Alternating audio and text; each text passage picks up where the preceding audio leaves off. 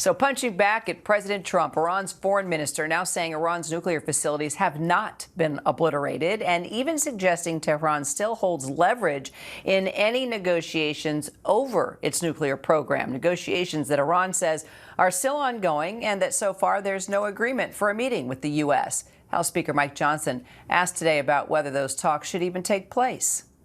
One of the things that was discussed this morning is that we now need Iran to engage with us in direct, good faith talks, negotiations, not through third parties, not through other countries.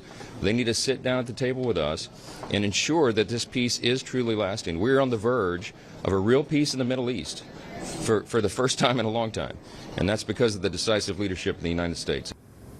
All right, let's bring in our security and defense analyst, Mick Mulroy. So, Mick, of course, both sides are going to claim success here. But based on what you know as former Deputy Assistant Secretary of Defense for the Middle East, do you think Iran has any nuclear capabilities left? Or is this just about saving face? So, Kira, it's mostly about saving face. I'd say that their nuclear capabilities, which they spent hundreds of billions, if not over $1 trillion on, have been significantly degraded. The infrastructure, obviously, the centrifuges, the majority of which were at Natanz, some at Fordow, are very difficult to move. They were likely still there when these strikes happened.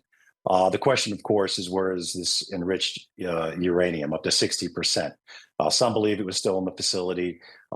Some point to these trucks that were there before the strike. I obviously don't know, but that's going to be a prime collection priority for the intelligence communities of the United States and Israel. So if it is still somewhere, it's likely going to get targeted again. So this is something that I think taken together has significantly reduced Iran's leverage in any future negotiations, but it is still important that they happen, and obviously that an agreement, a diplomatic path forward is received.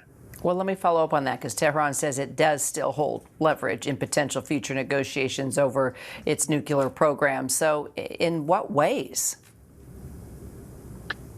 Well, I don't think the United States or Israel wants to continuously have to watch and then potentially take military strikes to stop their nuclear program from coming back.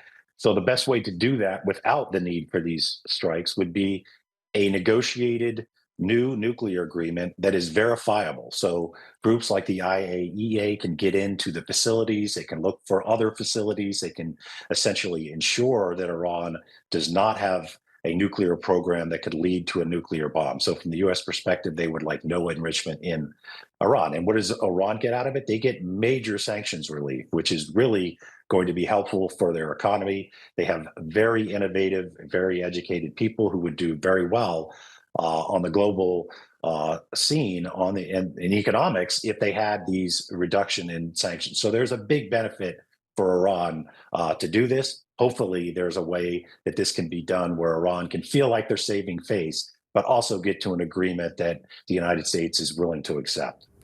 And right now, they're not letting IAEA inspectors in, so we'll see how that, if that changes at all. Mick Mulroy, great to see you. Thanks, Mick.